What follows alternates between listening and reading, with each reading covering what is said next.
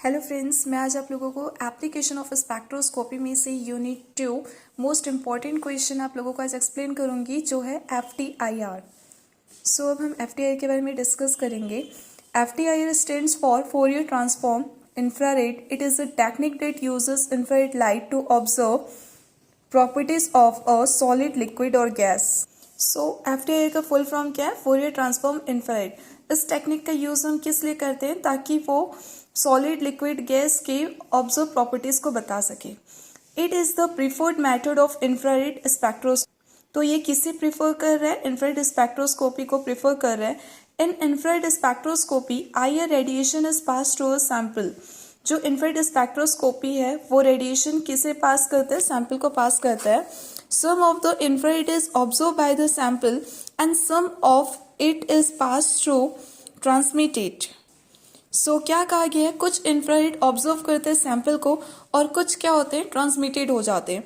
The resulting spectrum represent the molecular absorption and transmission, creating a molecular fingerprint of the sample. जो resulting spectrum होते हैं वो क्या represent करते हैं? मॉलिक्यूलर एब्जॉर्प्शन को रिप्रेजेंट करते हैं, जो कि मॉलिक्यूलर फिंगरप्रिंट सैंपल क्रिएट करता है। जो फिंगरप्रिंट होते हैं वो दो यूनिक मॉलिक्यूलर स्ट्रक्चर प्रोड्यूस करते हैं। Like a fingerprint, know to unique molecular structure produce the same infrared spectrum. This makes infrared spectroscopy useful for several type of analysis. तो यही infrared spectroscopy कई सारे analysis के लिए बहुत useful होते हैं। अब जो useful होते हैं, कुछ analysis के process के बारे में बात करेंगे। The sample analysis process, the normal instrumental process is as follows. जैसे हमने 5 एनालिसिस लिया है। एक है first the source, second the interferometer, and the third is the sample, and the fourth is the detector, and the last is the computer. अभी ये इन पांचों के बारे में एक्सप्लेन करूंगी आप लोगों को। द सोर्स क्या है? Infrared energy is emitted from a glowing black body source. Infrared energy किससे टूटती है? मीन्स एमिट हो रही है from a glowing black body source. This beam passes through and aperture, जो कंट्रोल करती है अमाउंट ऑफ एनर्जी को, और वो क्या प्रेजेंट करता है? सैंपल प्रेजेंट करता है। This beam passes through an aperture which control the amount of energy presented to the sample. Second point है the interferometer. Interferometer क्या है? It is a device in which two or more radiation beams interfere with each other. क्या कहा जा रहा है? ये एक डिवाइस है जो दो या दो से ज्यादा रेडिएशन में क्या हो रहे हैं? इंटरफेयर कर रहे हैं एक दूसरे के साथ। Infrared produce a unique type of signal which is all the infrared frequencies encoded into it. ये जो infrared produce कर रहे एक यूनिक टाइप के सिग्नल को, जो सभी के infrared frequencies को जो हमें बताता है। इसी frequencies जो हमें बता रहे, इसी सिग्नल को हम कहते हैं इंटरफेरोग्राम।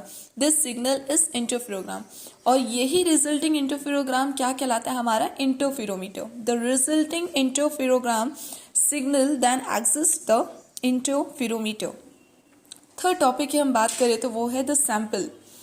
The beam enters the sample compartment where it is transmitted through और reflected off the surface of the sample.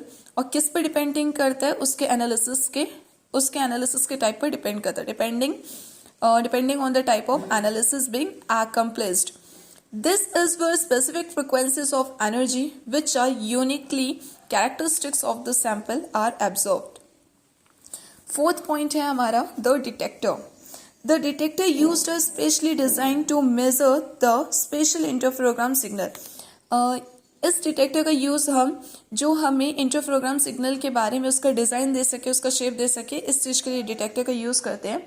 Pyroelectric detector are commonly used. Mainly ज्यादातर इसमें डिटेक्टर के लिए कौन सी इलेक्ट्रिक यूज होती है? पायरोइलेक्ट्रिक डिटेक्टर्स यूज होती है।